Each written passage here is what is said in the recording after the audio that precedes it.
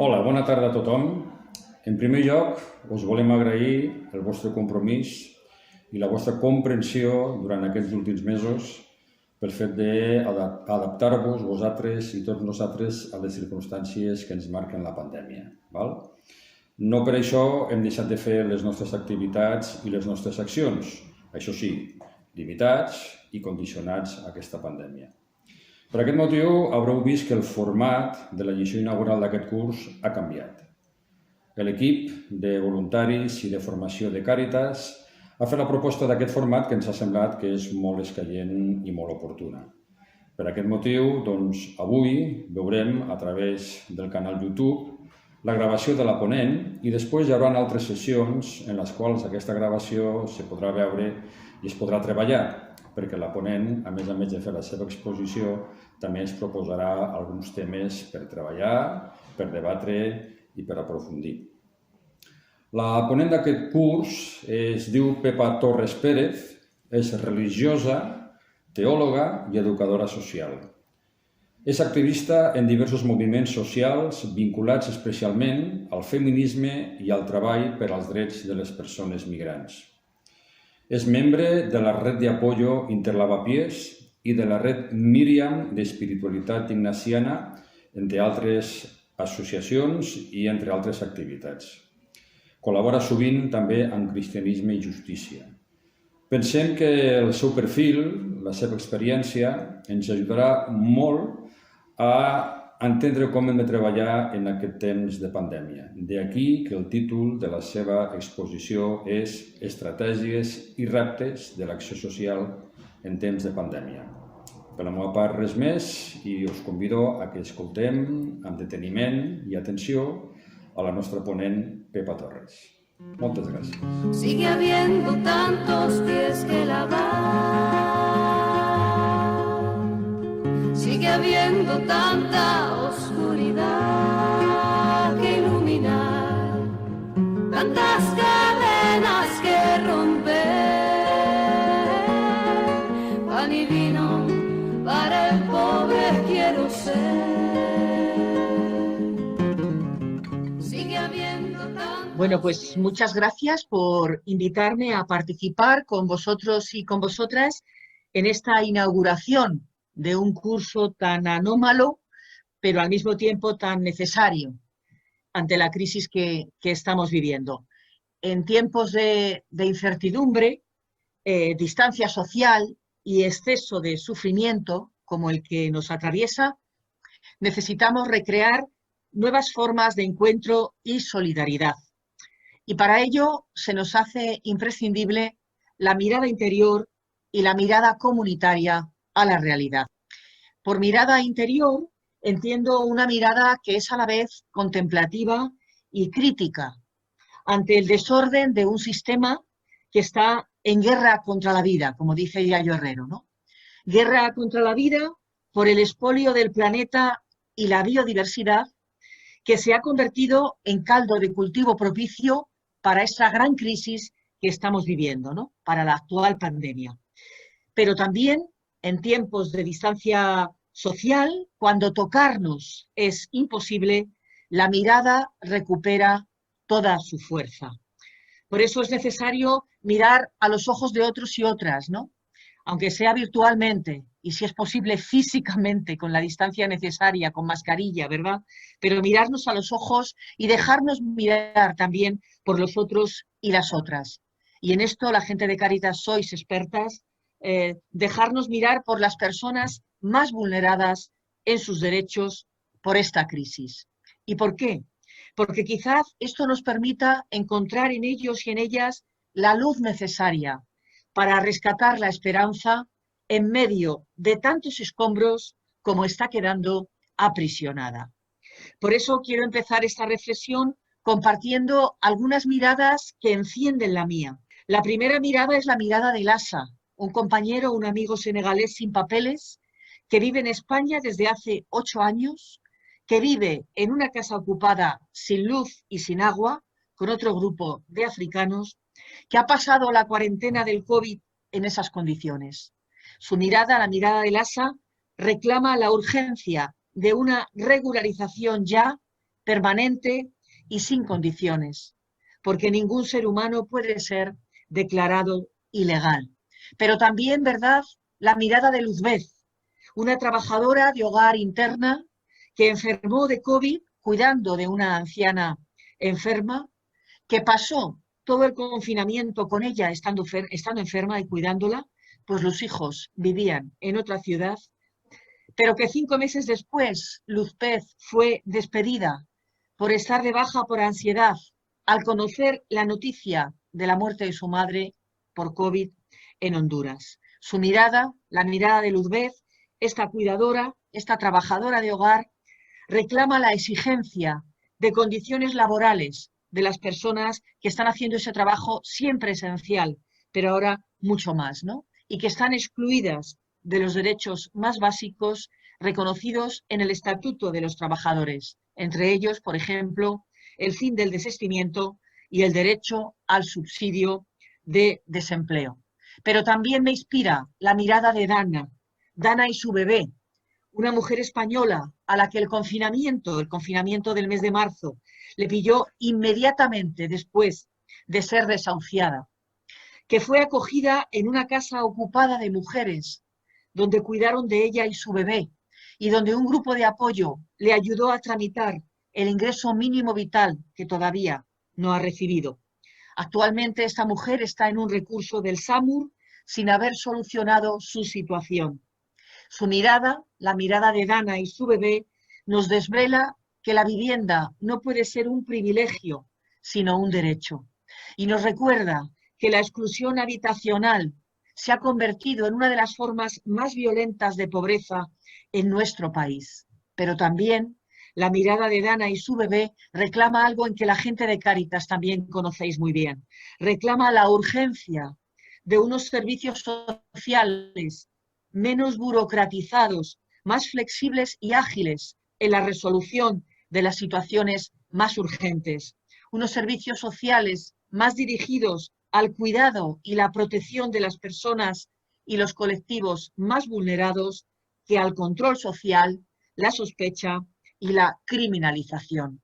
Pero una última mirada con la que quiero empezar esta charla es la mirada de Rosa, una médica del centro de salud de mi barrio que se acaba de jubilar, que le ha pillado de lleno el inicio de la pandemia y que sigue trabajando de manera voluntaria junto con otros colectivos de mi barrio, dando talleres de seguridad y de salud frente al COVID, entre los grupos más vulnerables y excluidos del sistema sanitario, y que se ha hecho experta con otras personas en encontrar formas de acceso al sistema sanitario, ¿no? Su mirada, la mirada de Rosa, denuncia la privatización de los sistemas de salud en esta deriva neoliberal en la que nos encontramos y la exigencia de una sanidad pública y universal en la que nadie quede fuera, como reclama la plataforma Yo Sí, Sanidad Universal, de la que ella forma parte. Pues bien, estas miradas nos confirman que la crisis del COVID es mucho más que una crisis sanitaria y social y que desgraciadamente no es solo un tránsito, ni siquiera un aviso, sino que, como dice el filósofo Slavoj Žižek, es una realidad que viene a cambiarlo todo y que hemos de resistirla y agujerearla juntos de manera comunitaria. Decía él en marzo cuando escribió este libro, no habrá ningún regreso a la normalidad, hoy lo sabemos, ¿verdad? Sino que la nueva normalidad tendrá que construirse sobre las ruinas de nuestras antiguas vidas. Pues bien, lo que me propongo en esta reflexión es ofrecer algunas pistas que puedan ayudarnos en esta construcción colectiva de nuevas formas de vida a las que nos desafía esta crisis. Paso entonces a desarrollar algunas características y riesgos de nuestro momento actual, que, como he dicho, nacen de una reflexión a partir de los últimos informes FOESA. El primer punto que quiero desarrollar es la incertidumbre y la fragilidad de una crisis que engancha en otra no resuelta, la crisis ecológica y la crisis del 2008. La comunidad científica y los movimientos ecologistas venían alertándonos desde hace décadas de la crisis ecológica y de la degradación de los ecosistemas. Y todo esto como consecuencia del expolio del planeta, ¿no? De esa lógica económica del hipercrecimiento y del extractivismo salvaje. La naturaleza y la biodiversidad constituyen un sistema de protección con capacidad de reducir los riesgos de la zoonosis. ¿Qué es la zoonosis? Es decir, la transmisión de virus y de otros patógenos de los animales a las personas, ¿no? Como ha sucedido en el caso del COVID. Esto nos lo estamos cargando, esto nos lo hemos cargado, ¿no? Esta amenaza, este atentado contra la biodiversidad tiene como consecuencia directa, por ejemplo, las pandemias. Pero por otra parte, a partir de la crisis del 2008 y de su regulación, de cómo se reguló, desde qué criterios, la pandemia nos pilla en plena ofensiva radical del neoliberalismo. ¿Por qué? Porque las medidas que se tomaron para atajar esta crisis, llámese rescate de los bancos, privatizaciones, recortes, lo que hicieron fue poner en el centro el mercado y no la vida y no el cuidado. Por tanto, esta crisis que vivimos ahora, la crisis del COVID, se ancla en un contexto que pone aún más difícil la búsqueda de alternativas. Paso a identificar más concretamente algunas características de nuestro momento actual. La primera sería, y es gravísima, un contexto de naturalización de la desigualdad y de la exclusión, y de guerra contra la vida. Utilizo esta expresión, insisto en ella, que no es mía, que es de Yayo Herrero. La desigualdad y la exclusión social están instaladas estructuralmente en nuestro sistema, pero lo más grave aún es que están siendo naturalizadas en su comprensión de lo social, lo cual hace que puedan pasar de ser concebidas como lacras a combatir a simplemente hechos que aceptar, y esto es gravísimo. Por otro lado, hablar de guerra contra la vida supone entender que es el propio sistema económico el que está atentando contra las bases materiales que son imprescindibles para la vida. Y por lo tanto nos hallamos en una encrucijada, en la encrucijada de hipotecar la viabilidad del planeta o cambiar radicalmente los modos de producción, consumo y convivencia. Es decir, no es posible mantener un modelo basado en el crecimiento sostenido en el marco de un planeta cuyos recursos son finitos. Como señala además el Papa Francisco en Laudato Si, tenemos que liberarnos también del antropocentrismo, de creer que el ser humano somos el centro de la vida. El ser humano formamos parte de la naturaleza, no somos el centro de la vida, sino que formamos parte de la vida. No es una cúspide evolutiva, como dice Francisco, sino que es una hebra de la trama de la vida. Lo que tenemos que poner en el centro, por tanto, es el cuidado de la vida, el cuidado de todas las especies, el cuidado de la biodiversidad, y así cuidaremos también, entonces, de la vida humana. Por tanto, tenemos que desmontar, por ejemplo, el dilema entre empleo y conservación del medio. ¿Por qué? Porque no es real. No necesitamos más trabajo a costa del expolio de la tierra. Lo que necesitamos es un empleo que sea sostenible, un crecimiento, un desarrollo económico que asegure la sostenibilidad de la vida. Y en ese sentido hay que volver a citar a Francisco cuando nos recuerda que el planteo ecológico es un planteo social y al revés. Es decir, no somos los dueños de la tierra, sino que formamos parte de ella. Y como nos está recordando esta crisis, sin ecodependencia y sin interdependencia, la vida es imposible. Y eso se lo tenemos que recordar hoy permanentemente a todos los políticos. El centro es la vida, no el desarrollo económico a cualquier precio, ¿no? El segundo rasgo es la sociedad desvinculada y el individualismo posesivo como el marco en el que nos pilla también esta crisis. La crisis del 2008 supuso un gran agravamiento de la pérdida de confianza social que todavía hoy arrastramos. Y cuando hay desconfianza social, ¿qué sucede? Que los sujetos, las personas, se repliegan a su propio mundo y problemática.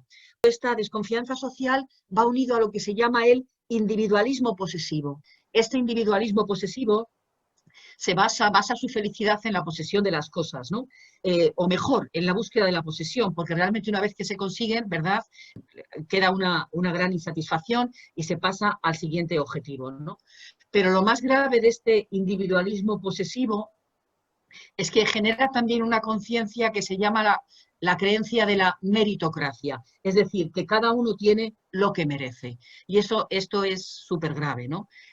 Porque esto lleva a creer que si esto es así, si cada uno tiene lo que merece, se cuestiona la universalidad de los derechos humanos y de los derechos sociales. Y esto lleva a negar el derecho a tener derechos de muchos colectivos y de muchas personas. Voy a poner dos ejemplos. El primero es el campo de refugiados de Moira, ¿no? Y la insensibilización global que ha generado este hecho, ¿verdad? Como si los refugiados no tuvieran derecho a tener derechos, ¿no? Otro ejemplo muy concreto que vosotros conocéis muy bien es la situación de los trabajadores temporeros en el campo, ¿no? Es decir, el individualismo posesivo termina por otorgar legitimidad ética a la desigualdad. Pero al mismo tiempo el individualismo posesivo también genera una ética que es la ética emocional. Es decir, una ética basada en comportamientos o acciones regidas solo por las emociones superficiales, que carece de intensidad y también de perseverancia para superar las dificultades más allá del inmediatismo. Esta ética emocional es incapaz de moverse en el largo plazo, y sin embargo sabemos que los cambios, tanto personales, sociales como estructurales, se consiguen siempre a largo plazo, ¿no?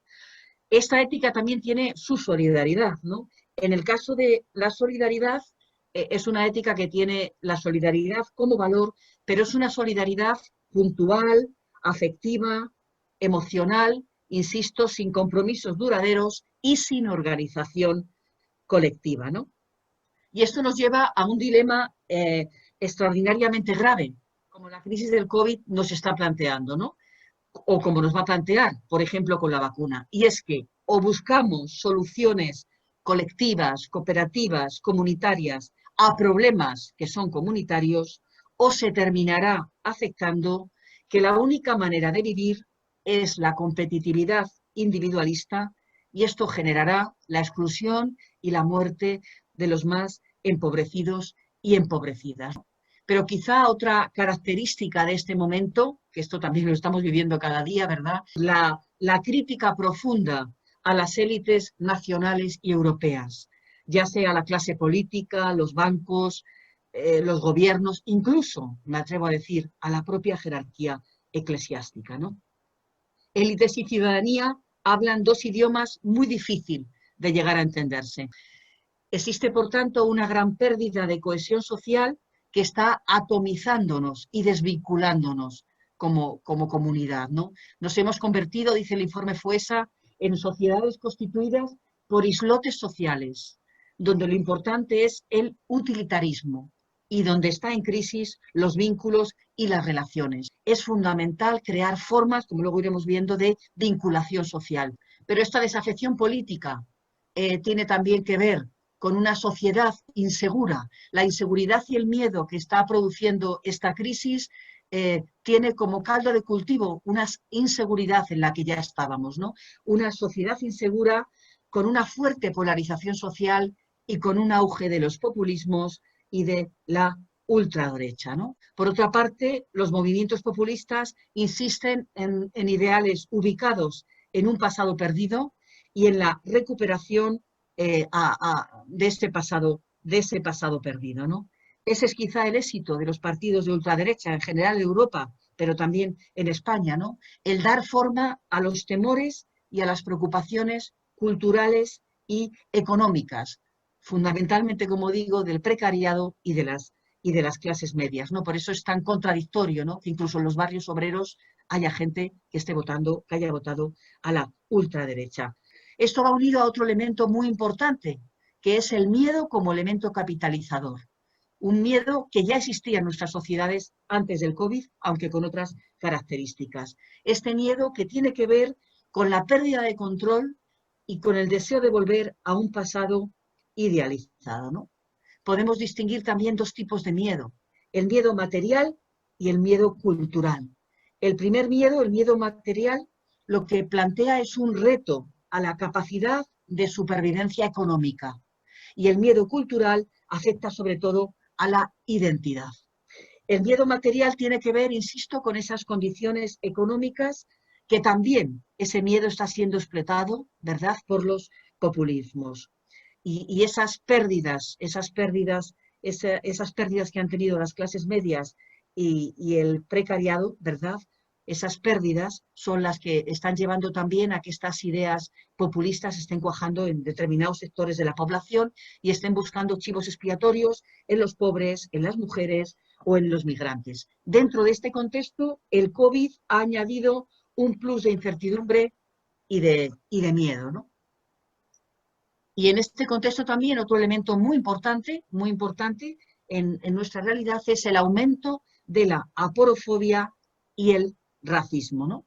¿Qué es la aporofobia, ¿no? Este término acuñado por Adela Cortina. La aporofobia es el rechazo o el miedo al pobre por ser pobre, ¿no?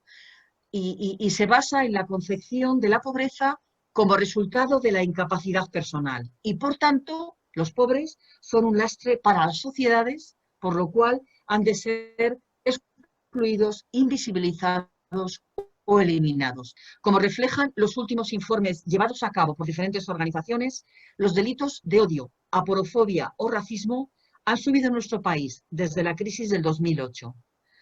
Los últimos datos nos dicen que el 47% de las personas sin hogar han sido víctimas de agresiones y en el 80% de los casos en más de una ocasión. Fijaros también, vamos a acordarnos este verano ante las dificultades para encontrar alojamiento de los temporeros, ¿verdad? El futbolista Keita Balde y su propuesta de intentar conseguir alojamiento en hoteles, cuantísima reacción en contra tuvo y lo difícil que resultó, ¿no? Quizá en el caso de la xenofobia, ¿verdad?, hay todo un debate interno si la xenofobia realmente es miedo o odio al extranjero o si realmente lo que es una forma de aporofobia, es decir, de miedo y odio al pobre, ¿no? Pero también tenemos que recordar algo muy importante, ¿no? La inmigración, a la vez que se la teme, la necesitamos. La necesitamos por muchas razones, pero una es por la económica, por razones productivas. España necesita una media de 270.000 personas extranjeras al año para hasta el 2050 asegurar que las cotizaciones a la seguridad social se mantengan a flote, ¿no? Las cotizaciones extranjeras cubren el 65% que supone el gasto en prestaciones por desempleo. Esto es muy importante. Bien, otra característica de nuestro momento, que es fundamental, es el desempleo y la crisis laboral extrema que se viene a sumar a esa crisis laboral que ya existía antes, ¿no?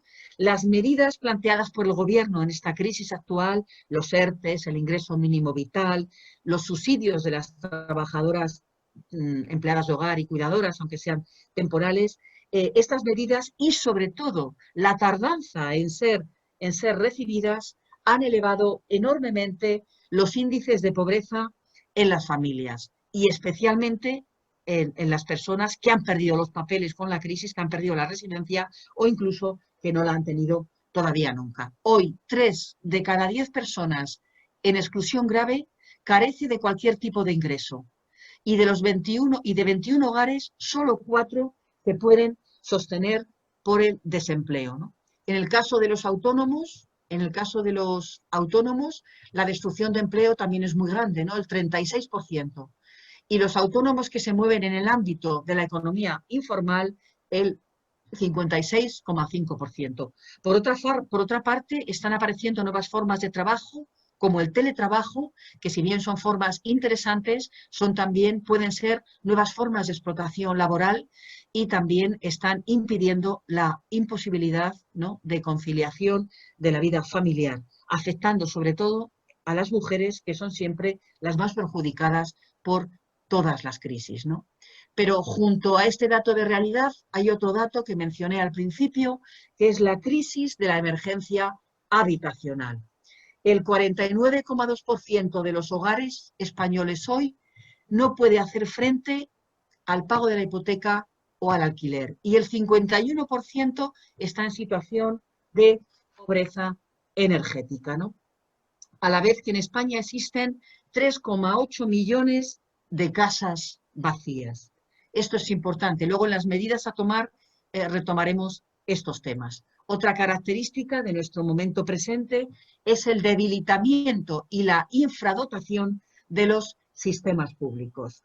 Quizá el mejor símbolo de ello, ¿verdad?, es el colapso de los hospitales en la primera ola de la pandemia, causa de muchas muertes injustas y de protocolos discriminatorios hacia las personas de mayor edad, y actualmente el colapso en los centros de atención primaria o en los centros de servicios sociales, como estamos también viendo, ¿no?, infradotados en personal y recurso ante las necesidades que está provocando esta crisis. Por eso también lo que esta crisis nos revela es que la salud, la educación, los servicios sociales tienen que estar fuera de las leyes del mercado. No pueden estar en manos del mercado, sino que tienen que ser públicos. Junto con este dato de realidad, quiero presentar otro dato, que es la brecha digital. Por brecha digital entendemos esa división percibida entre quienes tienen acceso a las tecnologías de la información y aquellos y aquellas que no lo tienen, ¿no? La principal causa de esta falta de acceso es, ya sabemos, o la ausencia de conectividad, o la mala conectividad, o el desconocimiento en su uso. Podemos decir que la brecha digital es hoy un factor y también un indicador de exclusión determinante. Es un indicador de exclusión como lo es el analfabetismo, podríamos decir. Afecta fundamentalmente, más del 60% de las personas que afecta son mujeres, afecta al bajo nivel de estudio, a los desempleados y a las familias con menor renta disponible. Y afecta también a los grandes olvidados, que son las zonas rurales. En este contexto de pandemia y en el contexto del primer confinamiento, esta brecha digital nos puso de manifiesto que era más urgente que nunca eliminarla, porque hoy el derecho a la educación y a los recursos sociales a través de los trámites o de las informaciones telemáticas es fundamental. Pero también una última clave que quiero plantear de este momento que tenemos es el autoritarismo y el control social. Sabemos que en tiempos de incertidumbre y de miedos son tiempos donde emerge el autoritarismo y el control social, ¿no? Y además se inocula en las conciencias de la ciudadanía y nos lleva muchas veces, o puede llevar muchas veces, a convertir al vecino, y sobre todo al vecino que es diferente, en sospechoso o enemigo, ¿no? Este autoritarismo que se inocula en las conciencias hace también que muchas veces los ciudadanos y las ciudadanas demanden medidas represivas y policiales en lugar de medidas sociales tan necesarias en este momento, ¿no? También es importante que recordemos que el autoritarismo y la securitización, poner la seguridad entendida como policialización exclusivamente, amenaza a las democracias, ¿no? Junto con el refuerzo de la policialización de nuestras sociedades, tiene que haber un incremento importante de recursos educativos y de recursos sociales, ¿no? Si no se genera, pues, el conflicto, por ejemplo, que se está generando en Madrid, que estaréis viendo por las noticias en los barrios del sur, que han sido fuertemente criminalizados en esta pandemia, ¿no? Paso ahora a desarrollar la tercera parte de esta reflexión, ¿no? Porque parece que la exposición que he hecho está llena de tintes oscuros, ¿no? Hay oscuridad, ¿verdad? Pero también hay luces. Es necesario abrir esos caminos de inclusión y esperanza. Allí donde las personas nos juntamos, nos organizamos, apostamos por lo comunitario, ahí hay inclusión, ahí hay esperanza, ahí hay puertas que tenemos que abrir, ¿no? Y propongo 7 claves, ¿no? La primera clave la he llamado un cambio de conciencia y, por lo tanto, la necesidad de priorizar procesos concientizadores y socioeducativos. La nueva normalidad a la que estamos volviendo no es la solución, sino que sigue siendo el problema, ¿no? Mientras la casa común siga siendo expoliada y la lógica del hipercrecimiento y el consumo no sea sustituida por la sostenibilidad y la ecojusticia, la pobreza por desposesión de bienes comunes y la destrucción ecológica y sus consecuencias en la vida y en la salud de las especies será imparable. Por eso, la forma más eficaz de luchar contra la pandemia es combatir la desigualdad sistémica y también la explotación depredadora del planeta y las especies. Y esto, que sé que no es fácil, requiere un cambio de conciencia, requiere un cambio de paradigma, un cambio de conciencia por el que tenemos que aportar desde un trabajo socioeducativo, porque es la única manera de conseguir que nuestras conciencias cambien, ¿no? Un cambio socioeducativo imprescindible que haga posible un nuevo éxodo mental, es decir, de ideas, de actitudes, comportamental, de forma de vida y también de corazón. Un éxodo cordial, un nuevo éxodo mental y cordial, ¿no? Y ahí os recomiendo un libro muy interesante que ha sacado Emma Martínez, que es fruto de su confinamiento en marzo, que se llama Es tarde, pero es nuestra hora. Y ahí voy a señalar algunos aspectos que menciona Emma Martínez, que de alguna manera serían el contenido sobre los que tenemos que trabajar en estos procesos educativos y concientizadores, ¿no? Necesitamos, dice Emma, abandonar la fantasía de la suficiencia, salir de esta fantasía de la suficiencia para pasar a la experiencia de la interdependencia mutua y de la ecodependencia, es decir, abandonar esa creencia de que el ser humano es dueño de la tierra para convertirnos en cooperadores respetuosos y cuidadores de toda vida. Y esto supone abandonar los criterios de rentabilidad individualista a la gratuidad y a la ganancia de lo comunitario, ¿no? A que ganemos todos, a que gane la comunidad y especialmente los más últimos, ¿no? Otro punto de mira de este proceso educativo es pasar del consumismo depredador al decrecimiento o al crecimiento sostenible para todos, ¿no? Esto que Cáritas hace años lanzó en una campaña, vivir con sencillez y sobriedad para que otros y otras puedan sencillamente vivir. Y este éxodo va muy unido a pasar de la búsqueda compulsiva de seguridad a toda costa o de poner nuestra seguridad en las cosas, ¿verdad? O en la defensa solo de lo nuestro, de lo personal, para abrazar y vivir la vulnerabilidad asumida y compartida. El ser humano somos vulnerables. Solo desde el cuidado, desde los cuidados en común, es posible la vida.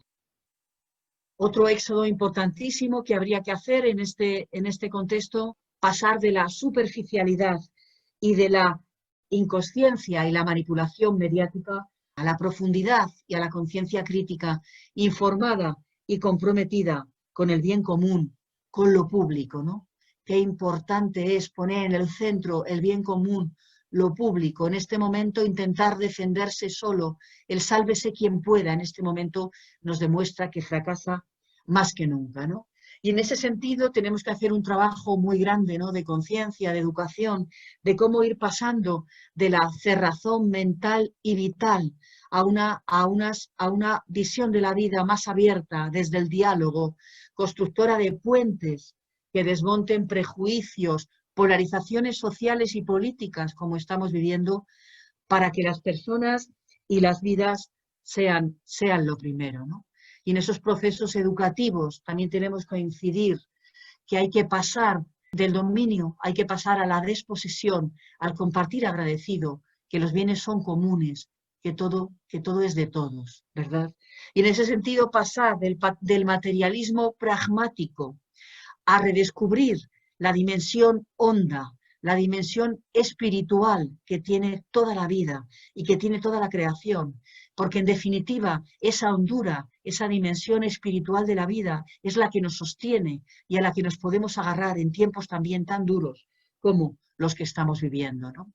Pasar, lo he dicho antes, del sálvese quien pueda a la experiencia comunitaria, a la creación de espacios compartidos, de búsquedas de alternativas en común. Y esto es fundamental. En los meses más duros del confinamiento hemos podido salir adelante en los barrios gracias a las redes de cuidados. Y es en este momento también como lo estamos haciendo, porque las medidas políticas están siendo insuficientes ante todo lo que estamos viviendo. Y por último también, ¿no? Esto que Francisco tanto nos recuerda, esta crisis nos recuerda ahora con más fuerza que nunca, ¿no? que hemos de pasar de la globalización de la indiferencia a la compasión política, ¿no? Nosotros que somos cristianos y cristianas, esa compasión vivida al modo de Jesús, que nos compromete con la ecojusticia y la ternura con toda vida, ¿no? Pero una segunda apuesta imprescindible en este momento es lo que llamamos la apuesta por la cuidadanía, ¿no? El cuidado en el centro, ¿no? Aunque el capitalismo inocula en nuestras mentes el espejismo de la individualidad, de la suficiencia y del sálvese quien pueda, esta crisis nos ha desnudado y nos ha mostrado una realidad antropológica a la que nos resistimos. Y es que las personas, el ser humano, somos vulnerables y solo podemos subsistir desde la interdependencia y desde la ecodependencia. Por lo tanto, es urgente forzar colectivamente una cultura y una economía que ponga el cuidado en el centro y especialmente el de las vidas más vulneradas. El COVID nos está volviendo a revelar que no todas las vidas valen lo mismo. Porque aunque en un sentido, se decía al principio, el COVID no conoce fronteras, hoy sabemos que Bush y su señora, ¿verdad?, están aislados con COVID, sabemos que este virus es clasista, es racista, es edadista, discrimina a las personas por la edad, es patriarcal y es también colonial. Y lo es porque las condiciones para protegerse de la pandemia son tremendamente desiguales en base a estas interseccionalidades. Por eso, el cuidado, entendido también como una categoría relacional y social que tenemos que reivindicar, no puede ser jerarquizado en base al género, a la clase o a la raza.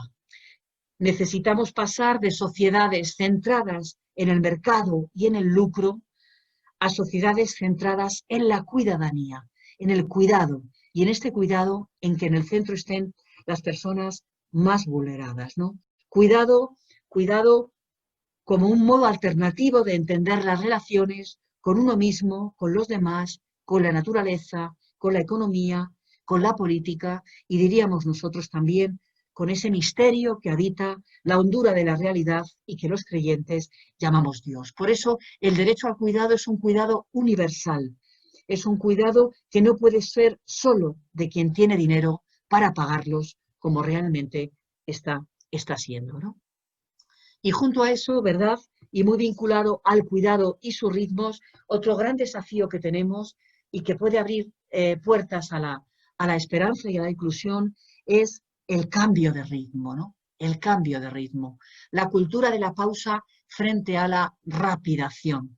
Voy a explicar esta palabra tan sugerente, ¿verdad? Ya el Papa Francisco denunciaba en Laudato Si la rapidación, es decir, ese ritmo desorbitado de nuestros estilos de vida impuestos por la digitalización, el productivismo y el consumismo, que nos impide vivir en armonía con nosotros mismos, con los demás y con la naturaleza, ¿no? Y que termina por aniquilar la capacidad contemplativa, crítica y gratuita de la vida humana. La rapidación está relacionada con la hiperconectividad, que tiende a eliminar la distancia física y temporal, de manera que todo parece ser simultáneo, ¿no? Frente al vértigo del instantaneísmo que nos hace irreflexivos y favorece reacciones meramente emocionales, la pandemia nos está imponiendo la necesidad de un cambio de ritmo y nos introduce en el aprendizaje de la cultura de la pausa. Esto es fundamental también para nuestro trabajo en Cáritas, cuando estamos con la gente, cuando hacemos proyectos, cuando escuchamos, incluso cuando estamos en las despensas solidarias repartiendo lo que la gente necesita, ¿verdad? O incluso cuando hacemos concentraciones con las medidas sanitarias que se nos exigen para reivindicar derechos, qué importante es hacerlo desde esta cultura del cuidado, de la pausa, de la pregunta, ¿no? De no hacer las cosas con esos vértigos que a veces nos atraviesan en estos tiempos, ¿no? Esta cultura de la pausa que favorece la sensibilidad contemplativa y crítica y que es también la que nos puede ayudar a mantenernos en la incertidumbre, en el silencio, en la pregunta, en el contraste con otros, porque esto es fundamental para atisbar horizontes en situaciones aparentemente cerradas. Pero otro desafío que tenemos, ¿no?, para abrir esos caminos de esperanza y de inclusión es la urgencia de las 3 T's. Si siempre lo ha sido, ahora también más que nunca. Techo, tierra y trabajo, como nos dice Francisco. El derecho al techo, el derecho a la vivienda digna. ¿Cómo me quedo en casa si no tengo casa? ¿Cómo hago la cuarentena si vivo en un piso patera? Son algunas de las preguntas que escuchamos cada día en nuestros barrios. La vivienda no puede ser un privilegio, ni los gobiernos pueden dejar esta necesidad básica en manos de los especuladores y del mercado. Por eso, en esta crisis, un objetivo prioritario en nuestros proyectos, en nuestra acción social y también en nuestras reivindicaciones a las políticas sociales y públicas, tiene que ser la de forzar las políticas públicas de vivienda, los alquileres sociales, poner fin a los desahucios, acabar en muchos barrios, por ejemplo, como el mío, con los pisos turísticos y apoyar a los propietarios para que alquilen casas a los vecinos y no se tengan que ir de los barrios. Pero junto a esto, junto a la T del techo, la T del derecho al trabajo, que nos recuerda Francisco. Esta crisis ha demostrado que los trabajos imprescindibles para la vida son los más precarizados, los peor pagados y los que carecen de reconocimiento de derechos laborales, y que estos trabajos son los más básicos, los que más nos han sostenido y nos están sosteniendo en esta crisis, ¿no? Así sucede, por ejemplo, en el caso de las trabajadoras de hogar y cuidados, como decía al principio, todavía excluidas del estatuto de los trabajadores en sus derechos, o los profesionales de la salud, ¿verdad?, inmensamente precarizados en este momento, o las privatizaciones y los recortes, ¿no?, en todo lo que tiene que ver los servicios públicos, ¿no?, y que tanta incidencia han tenido a la hora de luchar contra la pandemia, ¿no? Estos trabajos, los trabajadores de los supermercados, por ejemplo, trabajadores y trabajadoras, estos trabajos han de ser reconocidos, no solo con aplausos, como hacíamos en los meses de marzo, sino con salarios dignos, con derechos, con sistemas de protección adecuados, ¿no? Y en ese sentido, por ejemplo, la reivindicación por la ratificación del convenio 189 de la OIT y la defensa de los servicios públicos, entre ellos de la salud, se hacen hoy urgentes más que nunca, ¿no? En este momento todo el trabajo de cuidados, sabemos cómo ha caído a la baja todo el mercado ahora mismo de las trabajadoras de hogar y cuidadoras. Yo trabajo también en colectivos que estamos en este tema y os puedo decir que hemos presentado más de 300 denuncias de trabajadoras por cómo han sido vulnerados sus derechos durante el confinamiento, ¿no? De formas terribles, incluso ofreciéndoles a cambio de estar en la casa, trabajar a cambio de nada, solamente a cambio del techo, por poner un ejemplo, ¿no? Bien, pues ese derecho al trabajo, especialmente de los trabajos más esenciales, ¿no? El trabajo como una acción socialmente útil, no al mercado, sino al bien común. Y esto implicaría ir entrando en un discernimiento alternativo que rija las políticas laborales. ¿Qué trabajos son realmente útiles a la convivencia? Porque colocan el cuidado y la sostenibilidad del planeta en el centro, y cuáles no, ¿no? Y cómo sería también hacer una profunda reconversión desde ahí, unido al reconocimiento de un sistema de renta básica universal. Pero junto a esto, si hablamos de las 3 T's, tenemos que hablar también del derecho a la tierra y de la tierra, ¿no? No podemos seguir violentando la casa común porque esta se revela contra nosotros, es lo que está sucediendo, ¿no? Necesitamos la urgencia de un cambio radical en los estilos de vida, de producción y de consumo, ¿no?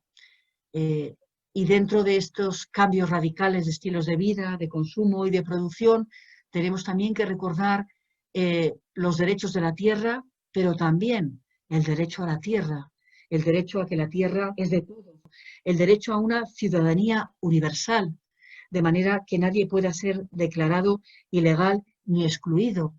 Reconocer el derecho a migrar, pero también el derecho a no migrar de los pueblos del sur global, obligados a hacerlos por el extractivismo, por el expolio o por las nuevas y poderosas formas de colonialismo que controlan los mercados. El derecho a la tierra también tiene que ver con el derecho de las migraciones y el derecho también a no migrar, ¿no?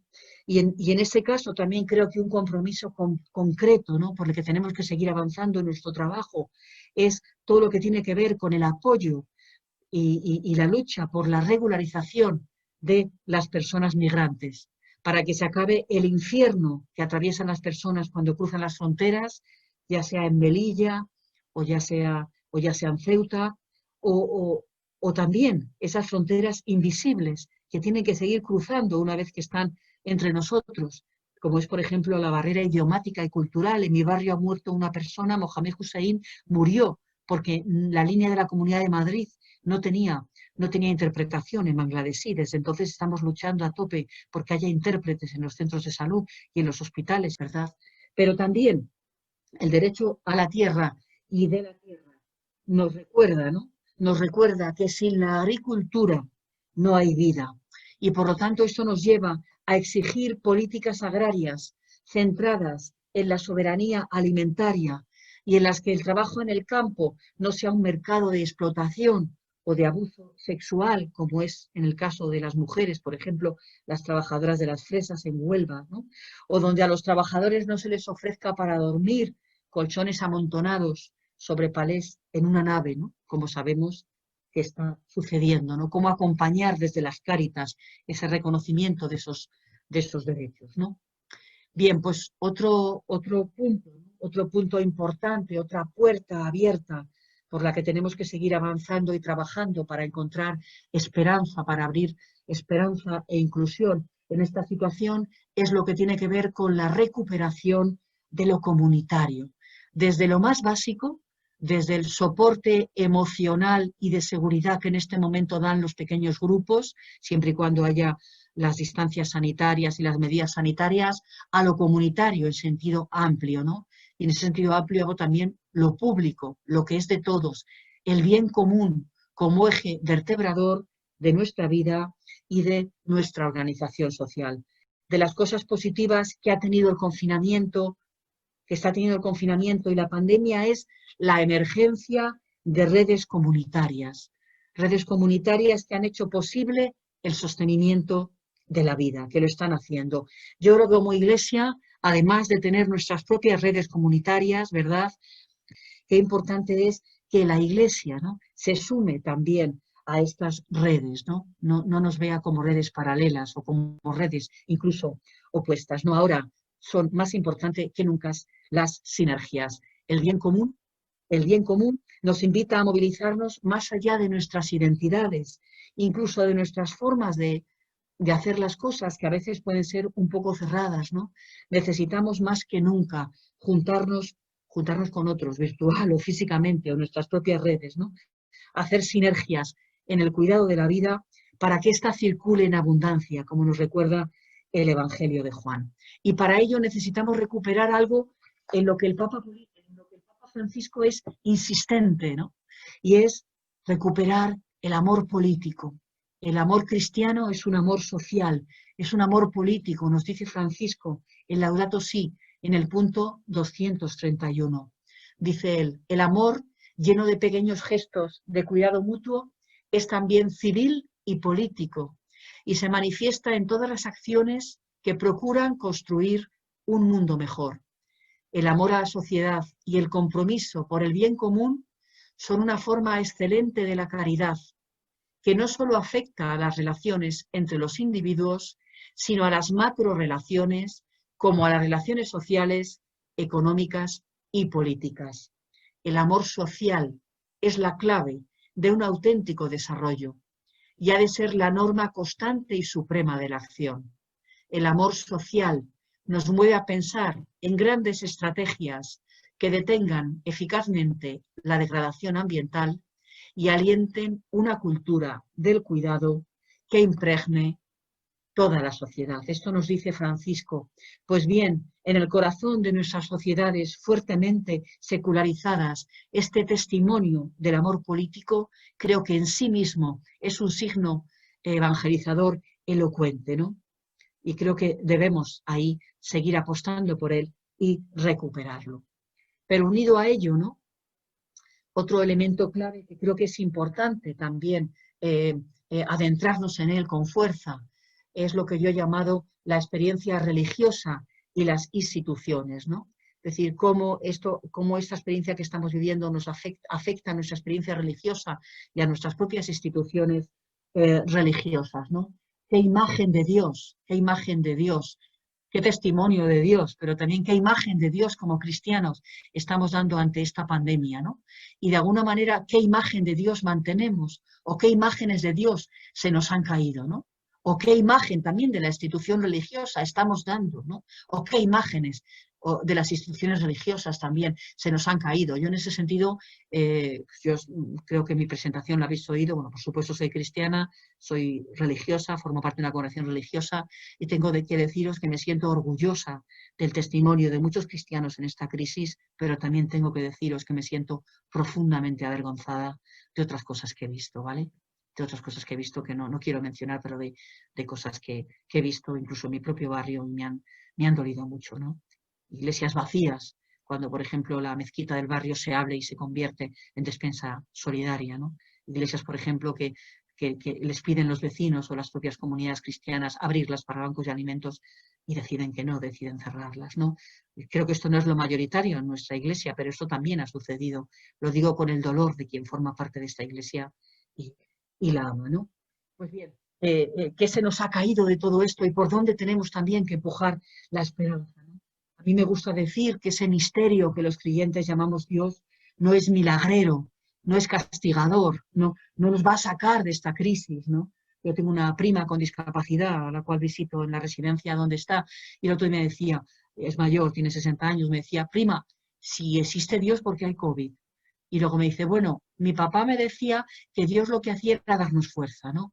Pues bien, el misterio que llamamos Dios no es milagrero, ni castigador, ni interviene directamente en la historia, ni para causar el mal, ni para evitarlo, ¿no? Sino que el Dios en el que creemos es aliento de vida, fuente de resiliencia, sostiene, inspira, moviliza a la solidaridad y a la creatividad, como lo vemos en Jesús, ¿no?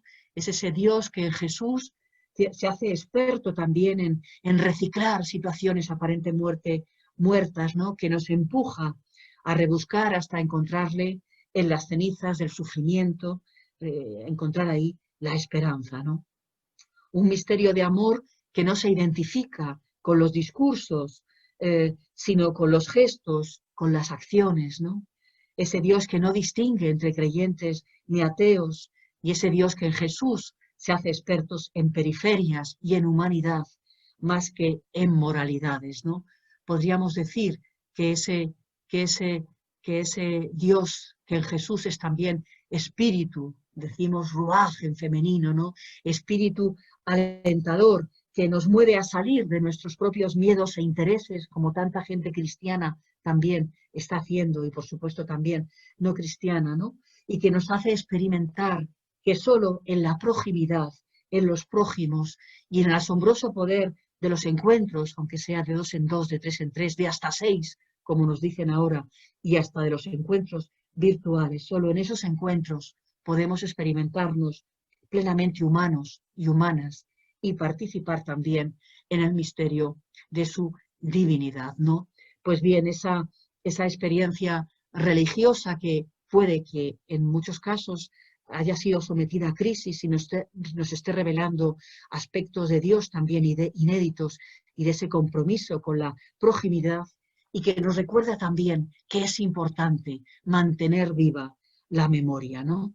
Mantener viva la memoria. Ese Dios que es olvidadizo con los errores, pero lo que no se le olvida nunca es el amor, ni los más vulnerados y vulneradas. Por eso voy a ir cerrando ya esta reflexión con la importancia que tiene también en nuestros equipos de trabajo, en nuestras comunidades, mantener viva la memoria, no como nostalgia, sino como un acicate en el presente y para construir el futuro. No podemos perder la memoria de lo que estamos viviendo, no solo de las víctimas, que no la podemos olvidar, ¿verdad?, sino de que es posible vivir de otra manera, como nos estamos viendo forzados a hacer y como de hecho lo hemos hecho en los meses duros, en los meses del confinamiento duro, desde el mes de marzo, ¿no? Bajando niveles de consumo, redescubriendo que la riqueza de nuestras vidas son las relaciones y los encuentros, tomando conciencia que las personas mayores no son un estorbo, sino nuestro mejor patrimonio y por lo tanto no pueden ser sacrificables desde ninguna lógica, como algunos políticos nos han hecho creer, sobre todo Bush, ¿verdad?, Johnson, etcétera, etcétera, ¿no? Y que es necesario poner en el centro la vida y la comunidad, porque sin la comunidad no podemos sostenernos, no podemos vivir, ¿no? Pues bien, no perder la memoria, ¿no?, que nos recuerda también que la crisis y el futuro solo los podemos, y el presente por supuesto, pero forzar el futuro solo lo podemos atravesar en compañía, y que es en esa compañía, es en la comunidad, donde el Dios de Jesús se nos revela, y se nos revela también como un Dios todo cuidadoso, podríamos decir, que la caña cascada no quebrará, ni el pábilo vacilante apagará, como leemos en Mateo 12, 15, 21, ¿no? Ese Dios que se nos sigue ofreciendo en tiempos de pandemia, como nos recuerda el profeta Isaías, como oxígeno y aliento, que leemos en Isaías 42 y que nos lleva también a nosotros y a nosotras, como comunidades cristianas, a ser oxígeno y aliento, a agujerear hasta que entre el aire de la vida en tantas historias, en tantos rostros como están siendo atravesados por el sufrimiento en esta crisis. Bueno, pues que así sea, que así intentemos hacer lo posible. Sé que esta charla es densa, como denso es nuestro momento presente, y os invitaría como a 3 preguntas, ¿no? La primera pregunta sería retomar lo de las miradas, ¿no? Es decir, alguna mirada que en este momento para nosotros esté siendo un estímulo, una motivación para este trabajo de recuperar la esperanza en medio de tanto sufrimiento. Miradas que nos sirvan de brújula para recuperar la esperanza. Miradas cotidianas en nuestra vida, en nuestra comunidad, en el trabajo de Cáritas que estáis haciendo. La segunda sería de estos rasgos del momento presente que estamos viviendo, de este análisis que la mayoría lo he sacado de los informes FOESAS más recientes, pasándolo por mi propio análisis, pues que rescatáramos como los 3 elementos que nos parecen más fundamentales. Y luego una tercera pregunta iría en esta línea de cómo abrir puerta a la esperanza y a la inclusión, pues por ejemplo como 3 elementos que nos parece importante en la acción social que vayáis a llevar en Cáritas o que estéis llevando en Cáritas ya desde este año. Bueno, y por último quiero agradeceros esta oportunidad a la gente de Cáritas de Lérida de poder encontrarme con vosotros y de saber que somos muchos los que estamos intentando combatir esta crisis también desde el sentido de nuestra fe cristiana. Y también no sé si pediros perdón por la pasión con que he hecho esta reflexión. Realmente mi pasión nace del corazón, nace de que estamos viviendo, como vosotros, en primera línea las consecuencias de esta crisis, y nace también de esa indignación ética, a la vez que de esa movilización, yo creo que también desde la fe de que tenemos que seguir trabajando para poner fin a este sufrimiento, sostenidos por el Espíritu de Jesús, que es el que nos alienta. Muchas gracias y mucho ánimo con vuestro trabajo durante el curso.